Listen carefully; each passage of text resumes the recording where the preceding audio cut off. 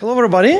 Welcome to our talk. My name is Alexy Khrabrov. I'm Open Source Science Community Director at IBM Research Accelerated Discovery.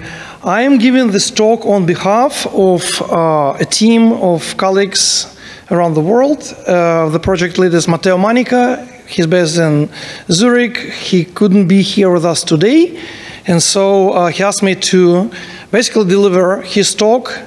I worked as open source science community organizer, so I'm basically working with NumFocus and others now on building infrastructure for doing science open source. You guys are welcome to stop by our booth downstairs, and also we'll announce this with NumFocus and others at the open reception later tonight, which IBM is sponsoring. Again, I'm a former physicist and now a computer scientist. I think I dig most of the generative part of this. For chemistry, you will have to ask Matteo. He is on Slack in the speaker Slack channel and the general on our Slack. And Sohaya is going to wire him in a guerrilla audio mode, so he probably can hear us and he can probably answer questions. So, we're accelerating science with this generative toolkit for scientific discovery. It's a new open source project. And we called it GT4SD. It's a working name. Hopefully, once you use it 10 times, it will roll off your tongue. So first, a refresher on generative models, right? So we have some space of some data points. In this case, each point represents a molecule, right, in some multidimensional space. And you can think of this, obviously, as a material scientist as some material interested in, such as a drug, which should do something, right, should work on some kind of protein. So we find ourselves in a position that we have these data representations and properties and measurements related to a sample of interest. So for instance, some of these molecules can be active and some of them can be inactive in some kind of biological process you care about or chemical reaction. And so basically we're interested in identifying those molecules. So traditional discriminative models, they learn boundaries, right? So they construct representation of this multidimensional space where the two classes or many classes are easily separable, right? So this is the majority of traditional machine learning is discriminative, where you basically look for the ways to make this decision boundary rather easy regarding the features you care about. Right, so these models are very good at this, and right, we have many of those starting from kernels. So they learn conditional probabilities of the labels given the data. That's traditional supervised learning. Generative models take a step forward. So they aim at modeling joint data and label distribution. They approximate joint distributions in complex representation spaces to inherently link data and labels. So basically, the crux of this is representation learning, which learns to compress features of data points and labels together in such a way that we can basically sample from distributions containing both. Right, and so this allows us to generate novel instances. Since we have now representation, we can sample from it, right? So we can generate new points which are like those. So the goal is make the points indistinguishable from those you have, but different from them. And those which do not exist originally, and I think this aligns very nicely with the questions of science, right? If you look at scientific process, we iterate along this line of tasks. We ask, what is the drug which can serve a specific purpose? We study, the reactions and processes and identify the drugs which basically comprise existing set of things which work for it. Then we hypothesize what else can be a good drug or even better drug. We test it, we assess it, we report it, and we continue. So on that spectrum, generative methods naturally fall into the hypothesis stage, and that's a key point in scientific discovery, right? So, what we open sourced is the Generative toolkit for scientific discovery to do exactly that. So it's a Python library which aims to simplify a set of tasks, right? So generative methods, I mean, they're fairly young.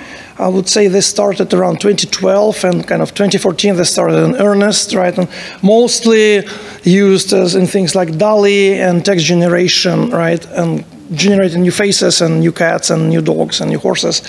But obviously, for our purposes, it would be really cool to generate new materials. And in addition to that, there is a whole set of tasks around generative methods you need to automate. So GT4SD aims to be a comprehensive toolkit, that's why it's called toolkit, to encompass this series of tasks. But I mean, if you're a software engineer, don't need to call it a toolkit, it's a library with a set of methods and a set of APIs, right, which let you do this. And it comes with a command line interface to train models, save them, run the inference, so normal machine learning flow, and also sharing the generative models in a standardized fashion via cloud-hosted model hub.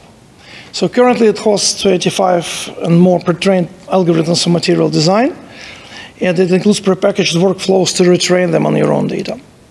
And so here are some examples, basically, how you run it from command line.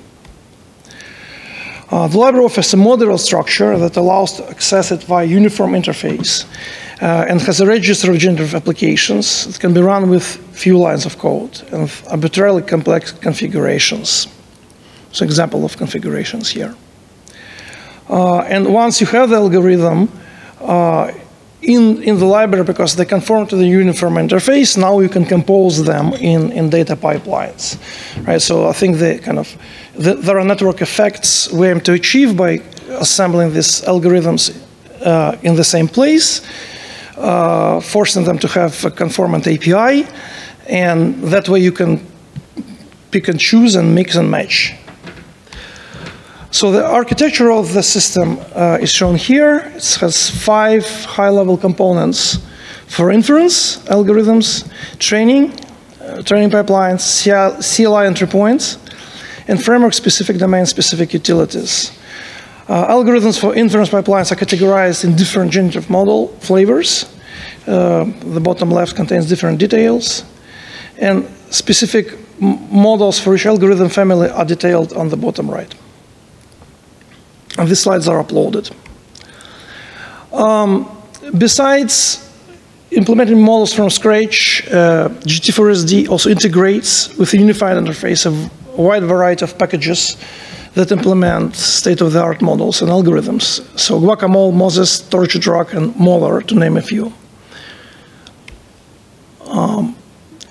In the context of material science, the library covers a wide spectrum of deep generative models, so generative adversarial networks, GANs, variational autoencoders, and heuristic approaches, genetic algorithms, act on textual representations of molecules, such as smiles, selfies, and big smiles. Also, there are models based on graph representation of molecules, graph neural networks. So there are a series of examples for specific algorithms already present in the repo with notebooks showing you how to use GT4SD. So you can see and find full discovery pipelines where in this uniform interface you can run a wide variety of algorithms without having to worry about different implementations. I think that adds really a lot of value because experts in the field adapted existing open source packages to this interface. So we can check out discovery demo notebooks. We can access 10 state-of-the-art models in GT4SD to optimize a molecule for drug likeness in a few minutes. There is a gallery of some models available in GT4SD shown here. highlighting how easily they can be accessed for inference. Take, for example, this work on a hit-like molecules design tailored towards specific gene expression profiles from tumor samples using reinforcement learning. So GT4SD interface allows to easily replicate the results simply configuring a pipeline run with input gene expression profile.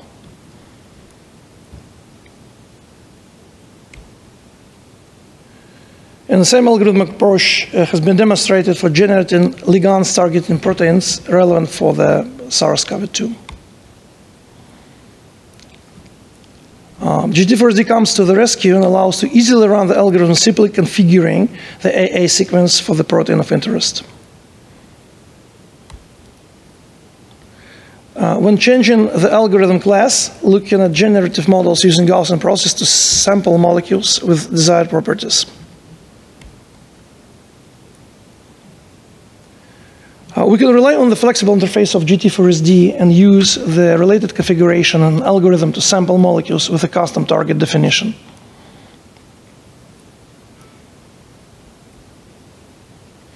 And finally, when you look at another family of models, there are transformers trained in multitask fashion for conditional generation. The publications here are all in preprint or published.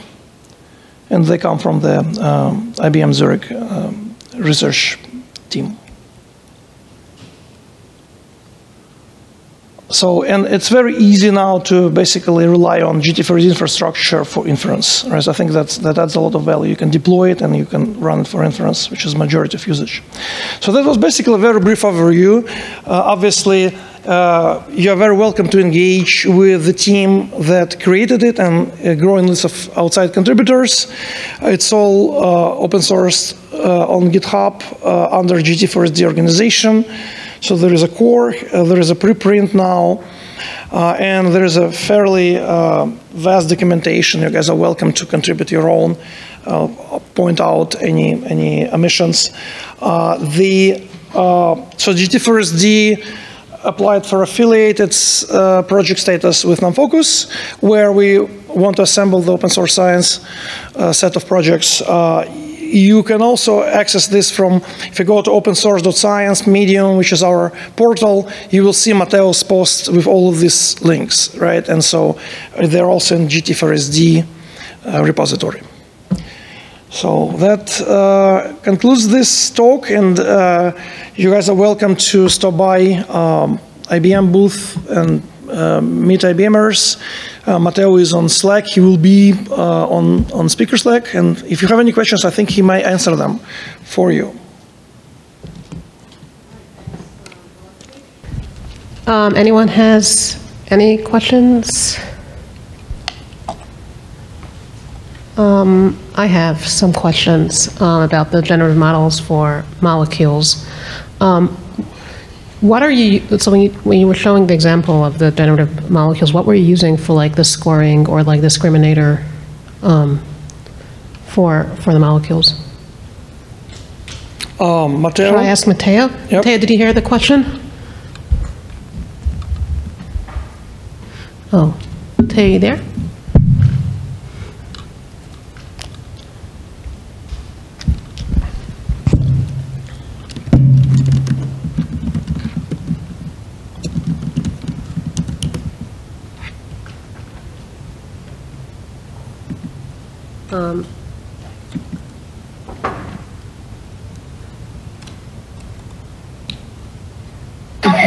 Yeah, sure. Yeah, I heard the question. So I hope you can hear me fine. Yeah, we can hear you. Yeah. Okay, that's great. So in the examples that Alexy was showing, we used a variety of algorithms. So, and that's also one of the main reasons why we built the library in the first place, because there are many flavors of generative models for molecules, and we can really use different discriminators to predict. So in the library, so I hope you can hear me. Did you move away from the mic, because now we can't hear you? Okay, that's good. So the examples that Alexy was showing, we use a variety of algorithms. So that's also one of the main reasons why we use the. So I'm sorry. I hope you can hear me better now. Yes. I had the YouTube I had the YouTube streaming running and it started to speak over me. Okay. That's great. No, so what I was saying is that there are different discriminator and discriminative properties implementation that we have. For the examples that we were showing, they were mostly algorithms based on either RDKit functions or pre-trained models that we provide in the library for ligand, protein affinity scoring, or drug sensitivity prediction. In most cases, it's IC50 values. But it's really dependent on the algorithm. So the gallery that you've seen were different applications with different discriminators. And what you can basically do is to combine them in the different pipelines to also do multi-property optimization. Right, so I guess a question there that I have about you saying you have this trained models for affinity predictions, those tend to have pretty high error, right? So what does that do to the, chemical space that you end up exploring? Will it push you into like the wrong chemical space if the errors are so high? Like how accurate do the discriminators have to be? Yeah, that's a great question. This essentially it's also the main limiting factor for all this type of exploration based on data-driven models. There are some very effective property predictors that have been published in the last couple of years that are actually quite accurate, especially for specific family of proteins, mostly in the human kinases case where we have a lot of data. But as you said, this is inherently defining and shaping the chemical space you're exploring. So these predicted properties, if the error starts to get too high, for example, if you're observing completely new macromolecules or protein structures, obviously the prediction and the generated molecule might become unreliable. One of the papers that were shown in the gallery that are implemented in GT4SD actually is doing a thorough study on how these models work for human kinases, where we do also quite nice error analysis where we see how also we can transfer these across different protein families. So that's surely a very good point, but in most cases I would say that to get initial indication to generate a set of leads, these models are quite accurate.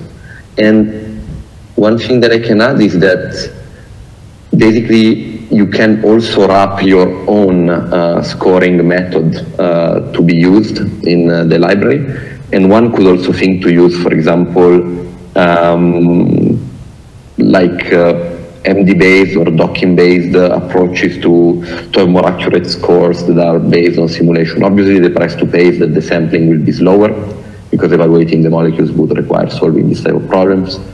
But also there are a super nice series of papers that are doing this with dedicated models that are actually quite good proxies for simulation. So I think the observation is very on point, but I also think that the field is advancing quite fastly, and probably these error margins are being reduced more and more in the last years. I hope this answers your question. Sorry for the long. Oh no, I can ask more on it, but does anyone else have any questions? I'm trying to speak loud. Hey, just my question is basically what kind of molecular properties can you use to use this model to generate? If I want to generalize it to other types of molecular properties, how easy it is, and what kind of stuff you can properties you can use it for right now. Sure. Right now you can, as I was saying, you can mostly work with different models for affinity prediction of ligand and proteins. We have a model for drug sensitivity based on gene expression data and molecular structure. And then we basically wrapped endpoints for a variety of libraries that are existing. For example, we have wrappers for all the properties included in Guacamole. There is a benchmarking library that is great. There's a lot of endpoints looking at different chemical properties, ranging from physical properties like molecular weight, etc., going also to basically substructures that someone can look for. It's difficult to enumerate all of them, but in general, the thing that we tried to do was also to define ways to allow you to bring your own property prediction. So essentially, this is something that you can also see.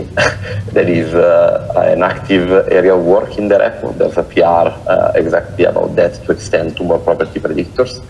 But in general, we rely heavily on either models that we generated in our publications, and also models that we can use right away, or scorers that we can use right away from existing libraries.